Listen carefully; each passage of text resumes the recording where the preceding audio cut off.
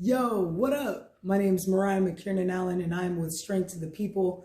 Today I'm going to teach about the emotional freedom technique, acronyms EFT, or more popularly known as tapping. I see some people doing some of this and like, what is that?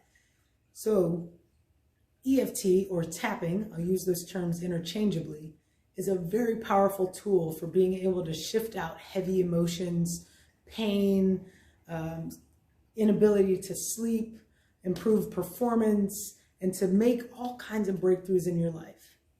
I have seen it work for myself personally, and I truly believe that it could be supportive for you. So what makes EFT or tapping so potent and supportive? Well, remember that we're not only our brains, we also have an entire body that supports us. And so when you feel anxious or stressed out, no matter how subtle or intense it is, you still feel that in your body. So think about it like this. You know, if you have a pet or you've been around an animal or even seen somebody interacting with an animal that's in distress, and they just try to say, calm down, everything's gonna be fine, or even they say it in a soothing voice, the pet doesn't respond, or at least not very quickly. But the moment that the owner or the person goes over and touches the animal and begins to soothe the animal along with the words, that's really what gets the animal to respond more quickly and more thoroughly. So remember, we are animals as well. We have our reptilian brain, we have our limbic brain, and we also have our cortex, right? And the cortex is like, that's our big smart brain and all that other stuff. However, the reptilian part of our brain is at the seat of our emotions, like our emotions sit back there. And so that part of our brain does not know language, right? It doesn't know what stop, don't do that, actually no, wait, do that, please do that.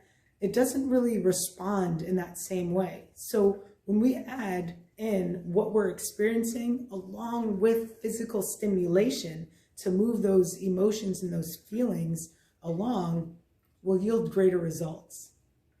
All right, so let's get to rolling with this thing. So there's 9 tapping points that we'll go through. They're also known as meridians in acupuncture or Chinese medicine because these meridians move energy. It all comes together, doesn't it? So the first point is going to be your karate chop point, which is right here on the back of the hand in that soft spot. So generally you can tap with 1 finger, 2 fingers, 3 fingers, 4 fingers, or even your whole hand. You'll kind of be guided on what to do depending on the size of the area. So the first point is that karate chop point. I usually use about 3 fingers on this point. You'll start to tap here. And then your next tapping point is going to be your eyebrows. So it's going to be on the bone, right where the hair starts to grow and form the innermost part of your eyebrow. Then you're going to follow that around right about to the middle point of your eye on the bone. So not your temple in the soft spot. You actually want to feel the bone, right? We're literally tapping it into our system. Then the next point is going to be underneath the eye. Some people tap way up in here. Now that skin is very delicate, so I choose not to tap there. It's totally up to you, but I choose to tap a little bit further on the outside of the corners, still on the bone underneath my eye.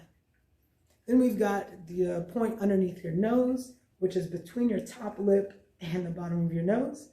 And then in between your chin and your bottom lip. And then this is where I like to bring the whole hand in and tap the chest. There's something really comforting about tapping on the chest. If you don't want to use your whole hand, you can also find the little knobs and your collarbone and go right outside of that and then below. And that's right where you'll start to tap. Then the next point is going to be underneath your armpit, and it's going to be about a hand width below. So 1 hand and then right below. So for people that wear bras, that'll be right about where your bra strap sits. And then lastly is the very tip top of your head. All right, cool. Now that you've got that down, you might be wondering, okay, Mariah, now how do we get this thing cracking? So first you're going to start with your setup statement. This is where you're going to state your challenge and then end it with an acceptance of how you feel, or at least letting yourself know that you're okay. So that'll sound something kind of like this. Even though I am feeling all kinds of anxiety about starting this program, I accept the way that I feel. And even though I've never really done anything like this before, I accept the way that I feel and I allow my body to relax. And even though I am feeling really stressed out about it and like I'm gonna need to do it perfectly, I accept the way that I feel and I allow myself to relax. So that's your setup statement. I'm gonna say that 3 times. And then after that, you're gonna then move through the rest of the tapping points. But you're not gonna come back to the karate chop, just the rest of the points. So now you're ready to move through the rest of the points. Imagine as if you've called a really good friend and they've given you permission to just kind of vent about the things that are going on for you.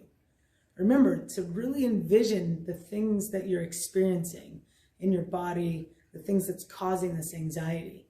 So I'll go through a round and just show you what it might sound like. Remember, this is just an example. I can't believe I signed up for this program. It's causing so much stress and anxiety, and I don't even know if I'm going to be able to complete it. I feel like I always have to do everything so perfectly, and if I don't do it perfectly, then I've failed. And that's so much pressure, and that pressure just feels terrible. And this anxiety is just welling up in my body. There's so much anxiety, and I don't even know. I just might quit. I might back out. I might just say I'm good. I can always do it another time, right? Because this anxiety, it's just building up. So that's what one round of going through the heavy emotions could sound like. Again, like I said, that was just an example, and it could be true for you, many parts of it.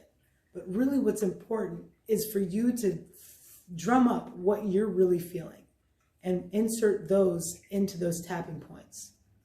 So then how do we then flip the script, right? Because we can't just focus on the negative. But once you start to feel that those emotions and that feeling is starting to come down, once you've pulled out all of the weeds, right? That's when you can start to plant the seeds of change and courage and strength and at least a little bit of hope. So that might sound like something like this. I know it's a big undertaking, and I've never done anything like this before. It is a big opportunity, and I know that I have given myself all the support that I need to complete it successfully. And even if I don't do it perfectly, I know that by the end of the program, I'll even be so much more into myself and understanding of myself than I was before. I'd rather take one step forward than stay exactly where I am now. Because in the end, I'm just ready to take some steps towards something different. See, it's not about lying to yourself and trying to say like, I'm going to rock this and I'm going to be amazing at it and I'm going to get 100% and I'm going to be the best at it, right? I mean, sure, you can get to that point and that's great. And I'm not saying that you shouldn't get there. What I am saying is always speak your truth. Right? There was no lie in the fact that I would want to take another step forward. I don't want to remain where I am. And so that's the goodness. That's the juiciness.